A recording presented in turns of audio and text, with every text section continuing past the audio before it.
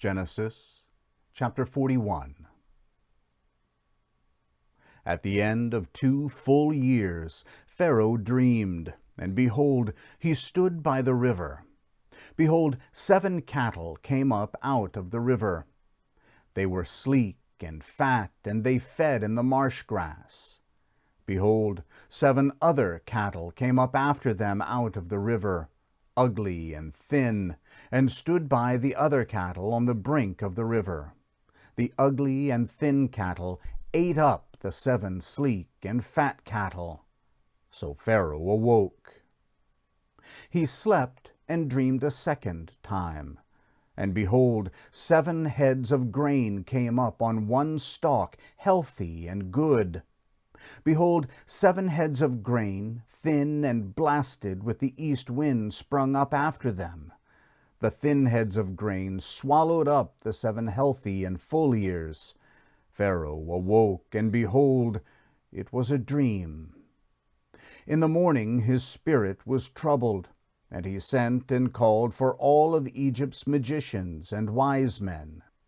Pharaoh told them his dreams, but there was no one who could interpret them to Pharaoh. Then the chief cupbearer spoke to Pharaoh, saying, "I remember my faults today. Pharaoh was angry with his servants and put me in custody in the house of the captain of the guard with the chief baker. We dreamed a dream in one night, he and I. Each man dreamed according to the interpretation of his dream. There was with us there a young man, a Hebrew, a servant to the captain of the guard, and we told him, and he interpreted to us our dreams. He interpreted to each man according to his dream. As he interpreted to us, so it was. He restored me to my office, and he hanged him." Then Pharaoh sent and called Joseph, and they brought him hastily out of the dungeon. He shaved himself, changed his clothing, and came in to Pharaoh. Pharaoh said to Joseph, "I have dreamed a dream, and there is no one who can interpret it. I have heard it said of you that when you hear a dream, you can interpret it." Joseph answered Pharaoh, saying, "It isn't in me. God will give Pharaoh an answer of peace." Pharaoh spoke to Joseph, "In my dream, behold, I stood on the brink of the river.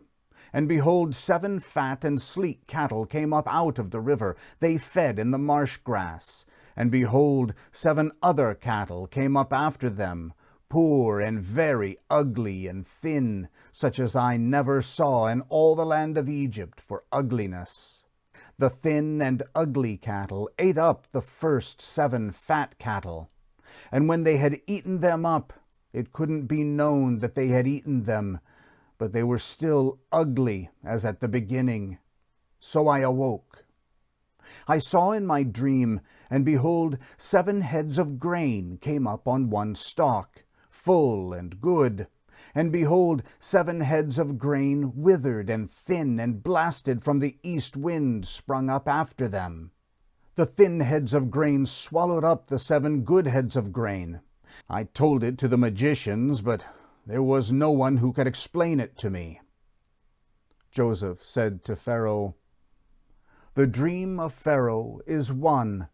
What God is about to do he has declared to Pharaoh. The 7 good cattle are 7 years, and the 7 good heads of grain are 7 years. The dream is one. The 7 thin and ugly cattle that came up after them are 7 years, and also the 7 empty heads of grain blasted with the east wind. They will be 7 years of famine. That is the thing which I have spoken to Pharaoh. God has shown Pharaoh what he is about to do. Behold, 7 years of great plenty throughout all the land of Egypt are coming. 7 years of famine will arise after them, and all the plenty will be forgotten in the land of Egypt. The famine will consume the land, and the plenty will not be known in the land by reason of that famine which follows, for it will be very grievous. The dream was doubled to Pharaoh because the thing is established by God, and God will shortly bring it to pass. Now therefore let Pharaoh look for a discreet and wise man, and set him over the land of Egypt.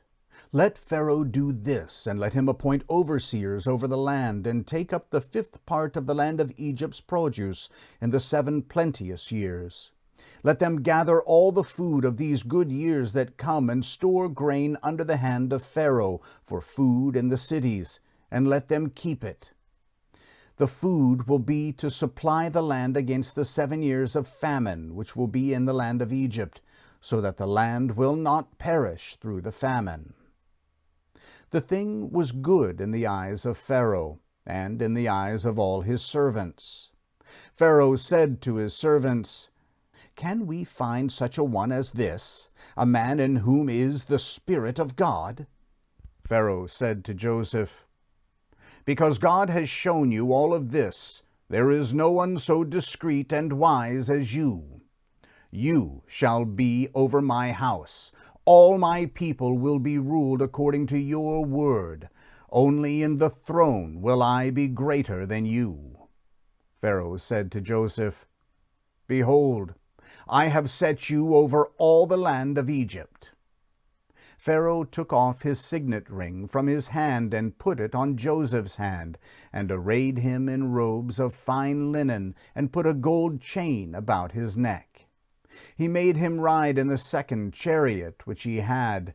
They cried before him, "Bow the knee!" He set him over all the land of Egypt. Pharaoh said to Joseph, "I am Pharaoh. Without you, no man shall lift up his hand or his foot in all the land of Egypt." Pharaoh called Joseph's name Zaphenath-paneah. He gave him Asenath, the daughter of Potiphera, priest of On, as a wife. Joseph went out over the land of Egypt. Joseph was 30 years old when he stood before Pharaoh, king of Egypt. Joseph went out from the presence of Pharaoh, and went throughout all the land of Egypt. In the 7 plenteous years the earth produced abundantly. He gathered up all the food of the 7 years which were in the land of Egypt, and laid up the food in the cities. He stored food in each city from the fields around that city. Joseph laid up grain as the sand of the sea, very much, until he stopped counting, for it was without number. To Joseph were born 2 sons before the year of famine came, whom Asenath, the daughter of Potiphera, priest of On, bore to him. Joseph called the name of the firstborn Manasseh, for, he said, "God has made me forget all my toil and all my father's house." The name of the second he called Ephraim, "For God has made me fruitful in the land of my affliction." The 7 years of plenty that were in the land of Egypt came to an end. The 7 years of famine began to come, just as Joseph had said. There was famine in all lands, but in all the land of Egypt there was bread. When all the land of Egypt was famished, the people cried to Pharaoh for bread. And Pharaoh said to all the Egyptians, "Go to Joseph. What he says to you, do." The famine was over all the surface of the earth. Joseph opened all the storehouses and sold to the Egyptians.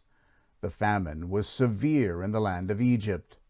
All countries came in to Egypt, to Joseph, to buy grain, because the famine was severe in all the earth.